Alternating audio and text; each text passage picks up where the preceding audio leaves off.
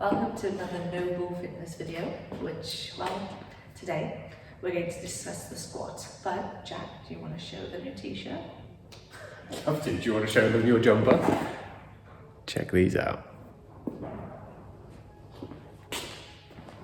Yeah, I'm extremely proud of them. Yeah, they I'm trying to show you my boobs, but have a look at that. Okay, that's enough of that. Yeah, anyway, so...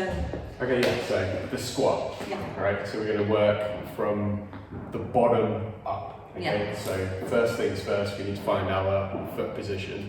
So weirdly, not all of us are designed the same. Some of us have more internal hip rotation, external hip rotation. So this is just depending on how wide and how comfortable it feels when you put your leg out and what is natural for you standing. So for example, I stand, which I don't know if you can see, I'll maybe go back a bit, but I stand with my feet flared out naturally and it just feels comfortable. But we should actually work out what your standing position, what your standing squat position should be, and without feeling any impingements or any tightness, and therefore causing squats to either be that they go down that way or can't quite sink into it because it doesn't feel natural, and therefore getting knee pains and back pains, hip pains, and all the rest of it. I've kind of gone off on a tangent. Well, but, yeah. Very Juggernaut.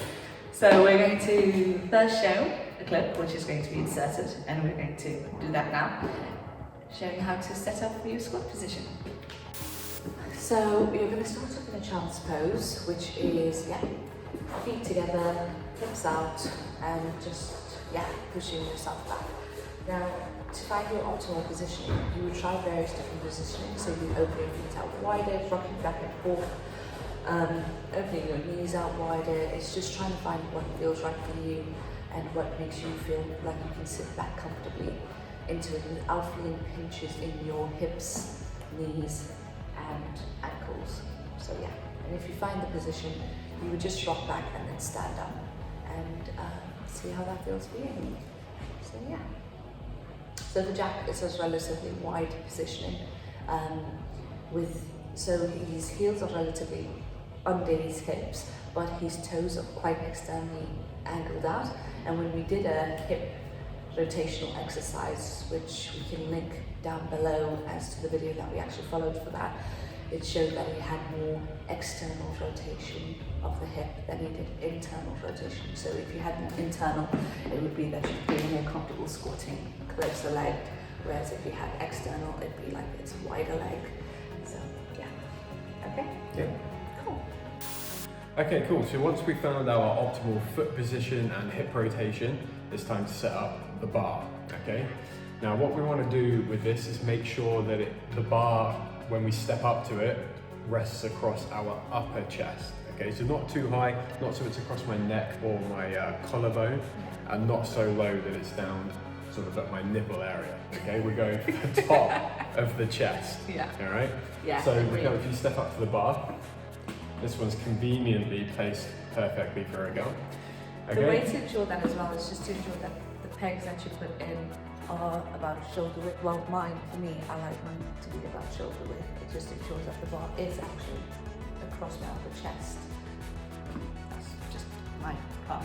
Yeah, because it can be hard to set up the pegs and see the height without the bar on. So when you put the peg in, you can just measure it across your shoulder, and then you'll know the bar's at the right height. Will come across that. Okay, exactly.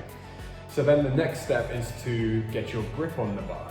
Yeah. Okay, so the best way to do this is just as Rick has done, is stand in front of the bar, in the middle of the bar, okay, so where you're going to stand under it, and then take your arms out in front of you like this, okay, at shoulder height with your wrist at a 90-degree angle to your elbow, okay, and just straight into the bar, and then you can step under the bar.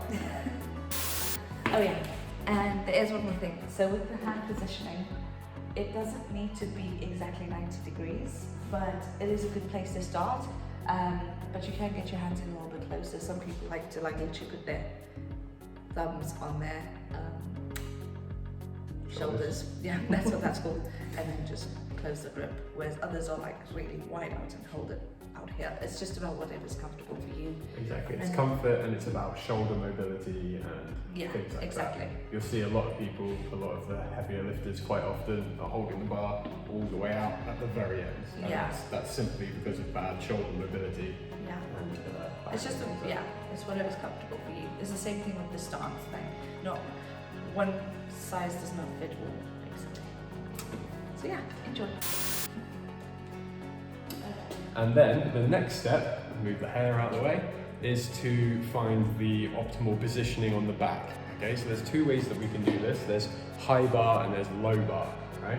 High bar, when you're in this position, you're creating a good shelf across your back that the bar will rest in and sit on, okay? So you can see. Yep, Give me a second. quick strip. Big change. Okay, so high bar rests across our upper delt, okay? And across our traps in the middle of our back. So, come back. Wait. Okay, There's keep a your lot of hair out of the way. Okay, so as you can see here, okay, this is Raquel at high bar, okay? So she's creating that shelf with her delt and the bar is just resting in there. Now, move a little bit further forward and show low bar. So this would be low bar, okay? So now the bar is resting across the lower delt, all right, and way below the top of her neck or anything like that, okay? Low bar, generally people squat a little bit heavier, but high bar keeps you a little more straighter in posture. And as a general sort of rule, start with high bar squatting, and then as you become more proficient in the movement, we can start to move down to low bar. Yeah, and get a bit agree. heavier. The thing as well is with the bar setup is that if it's too high, you'd be tiptoeing it out, which when you have heavy weights to try and get it back on is a little bit of a struggle. And also if it's too low, you don't want to have to like half squat it out to then step back and squat again. That's it from me. And that's that. So there you go. Yeah, how to set up for the squat. Good luck with your squats.